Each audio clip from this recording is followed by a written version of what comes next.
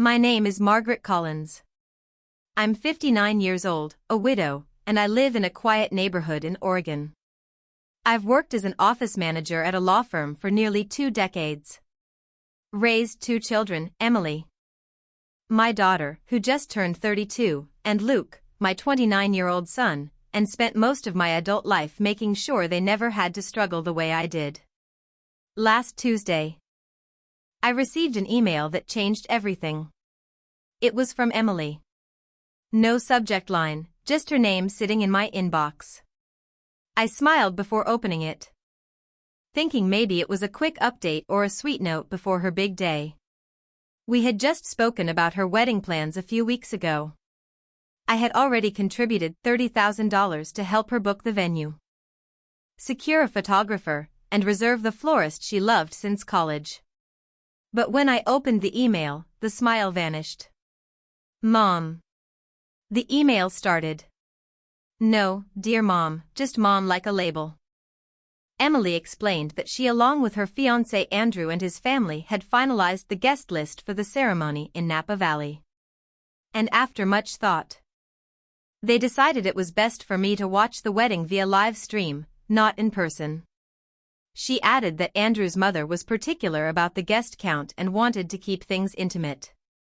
At the end, she included a line that felt like salt in an open wound. If you want to be a part of it, you can watch through the Google Meet link we've created. Should be just like being there. LOL. I stared at that screen for a long time. My coffee grew cold. My hands didn't tremble. I didn't cry. Something inside me quietly shifted like the ground had cracked open, but I was still standing. I replied with just 4 words. Sure. Enjoy your big day. No emotion, no argument, just a quiet withdrawal. And I knew deep down that those 4 words would echo louder than any scream. I didn't want to fight. I didn't want tears. I wanted clarity. I wanted the silence to speak for itself. I closed the laptop, finished my now cold coffee, and got ready for work like it was any other Tuesday. But it wasn't. That was the day I stopped pretending that my sacrifices meant anything to my daughter. That was the day everything began to change. The drive to the office that morning was quiet. Oregon's early spring air still held a chill, but I barely noticed. My mind kept circling the same question. How did we get here? I've spent 18 years working at Caldwell Walker Law. It's not glamorous, but it's stable. And stability was what I needed after my husband died suddenly when the kids were still teenagers. I remember standing in front of our old washing machine, bills spread across the counter, trying to figure out how to pay for both groceries and Emily's upcoming college deposit. Back then, I didn't think twice about giving up my weekends. I took extra shifts, canceled vacations, skipped birthdays. I told myself there'll be time for me later. There never was. Every penny I saved went to Emily and Luke. When Emily changed majors twice and needed more credits, I paid. When she moved across the country for a short-lived job in New York, I covered her deposit and plane ticket. When she cried through her second breakup at 27, I flew out, held her hand, and made her tea in a kitchen that didn't feel like home. When Luke wanted to buy a house with his fiancée, I co-signed the mortgage and wrote the first $10,000 check without hesitation. I never kept score. That's what mothers do, right? But that email made me feel like a transaction, like I had been useful and now I wasn't. Like I had a shelf life and it had expired.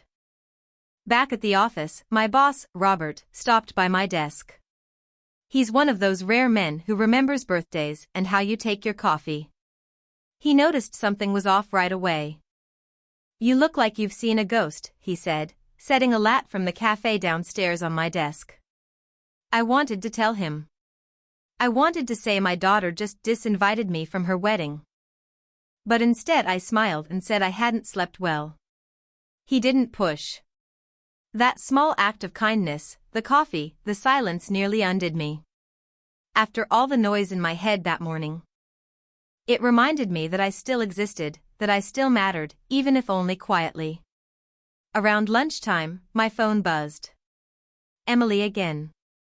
Her name lit up my screen like a spotlight I didn't want. Voicemails. Texts. Mom, please answer. We need to talk. This isn't funny. I didn't listen to any of them. Not yet. I just sat there sipping my latte and thought. Maybe it's time to stop being the one who always answers. Maybe it's time to stop playing a role in someone else's story when they won't let you on the stage. That afternoon, I made a decision that would shift the ground beneath all of us. I wasn't going to scream. I wasn't going to beg. I was going to do something far more powerful. I was going to act. After work, I didn't go straight home. I drove to First Federal Bank, a few blocks down from the office. Carlos, the branch manager, had helped me with everything from setting up college funds to adjusting retirement contributions. He always greeted me by name. Mrs. Collins, he smiled, standing to shake my hand. What can I do for you today? I sat down across from him and placed my purse on the floor. My voice was calm, almost too calm. I need to cancel a wire transfer, I said. He blinked. The one to the Napa venue. Yes, that one. Carlos hesitated. There may be a cancellation fee depending on timing, but may I ask why? The circumstances have changed. I replied without elaborating. He looked something up on his screen. You're in luck. It hasn't processed yet. Just in time. He paused, then looked up at me. Are you sure, Mrs. Collins? $50. 000 is a significant amount. I nodded. I'm sure. $50,000. That was the amount I had planned to send next on top of the $30,000 already gone. $80,000 total for a wedding I wasn't allowed to attend. I signed the necessary forms and left the bank without a second thought. By the time I got home, there were 9 missed calls from Emily, 2 from Luke. One voicemail simply said, Mom, please don't do this. I turned off my phone. In the kitchen, I reached for the bottle of red wine I'd been saving for Thanksgiving. I hadn't opened it back then. Emily was supposed to visit. But she canceled last minute. Work, she said. I poured a glass, took it out to the porch, and sat in the fading sunlight. Birds chirped in the trees. A neighbor's dog barked. Everything felt still. And then the memories started coming in waves. All the birthdays I planned alone. All the holiday dinners where I pretended I wasn't waiting for a call that never came. All the small sacrifices that nobody noticed. The new shoes I didn't buy. The car I drove for 14 years. The vacations I postponed. I thought about Andrew's mother. The woman who barely knew Emily. Yet her opinion carried more weight than mine. The woman whose idea of family meant excluding the one person who had carried Emily through every hard season of her life. I thought about the way Emily signed off her email with LOL as if watching your own daughter's wedding through a screen was a joke. And finally, I thought about myself, not as a mother. Not as a widow, but as a woman. What did I want? Peace, dignity, a life that didn't revolve around being useful to people who only showed up when they needed something. That night, around 9:00 p.m. The doorbell rang. I thought about ignoring it, but curiosity got the better of me. It was Luke, still in his office clothes, tie loosened, sleeves rolled up. He looked uncomfortable, holding his phone in one hand like a shield. Mom, he said, stepping inside before I could speak. Why aren't you answering your phone? Emily's freaking out. I shut the door calmly. Hello to you, too. He sighed, already pacing. She says you're not coming to the wedding now. That you're being difficult. I laughed. Difficult? for not attending a wedding I was uninvited from. He shifted uncomfortably. Andrew's parents are footing most of the bill, Mom. You know how traditional they are. I raised an eyebrow. Traditional. I already paid $30,000. I was about to give $50,000 more. That's not tradition. That's a B. He froze. Wait, you were sending another 50? Was I said, sipping my wine, but not anymore. Luke's face went pale.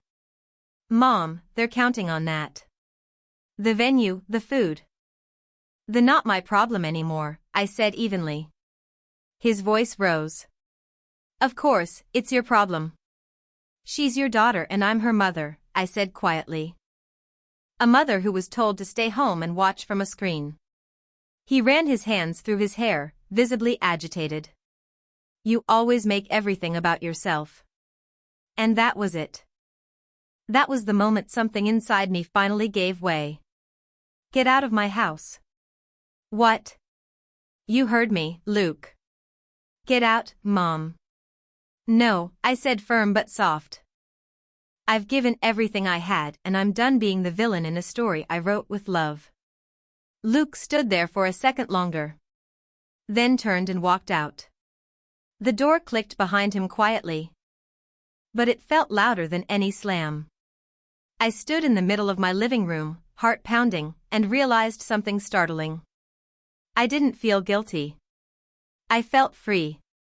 The next morning, I woke up to 43 missed calls and a string of frantic messages from Emily. They started with passive-aggressive guilt. Mom, we need to talk. Why are you doing this? This is childish. Then the tone shifted. The venue just called. The payment didn't go through. We're going to lose everything if we don't pay by tomorrow. Andrew's parents are furious. They said this proves they were right about you. At 3:24 a.m., she sent, I don't understand why you're doing this to me. I smiled into my coffee. Of course, she didn't understand. Emily had grown up with my sacrifices woven so tightly into her life that she never stopped to question where the comfort came from, the security, the stability. She just assumed it would always be there, that I would always be there. But not this time.